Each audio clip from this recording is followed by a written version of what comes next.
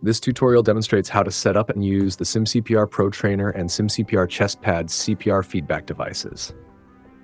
Both models are fully compatible with the simulation apps Medical Rescue Sim Pro MRS Clinic and MRS AED.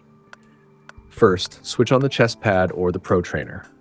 Launch the corresponding simulation app and open the system settings via the gear icon. In the field labeled Bluetooth CPR feedback device, enter either SimCPR chest pad or SimCPR sensor.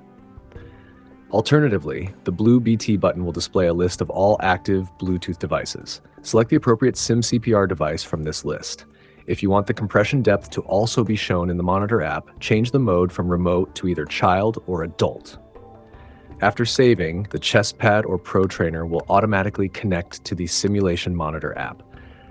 As long as chest compressions are being performed, the ECG rhythm will be overlaid by the compression curve. An AED analysis will not be performed automatically while compressions are ongoing.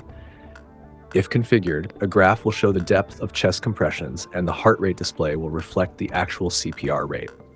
In the corresponding remote app for MRS Pro, MRS Clinic, and MRS AED, the red CPR button opens a detailed overview of CPR feedback quality.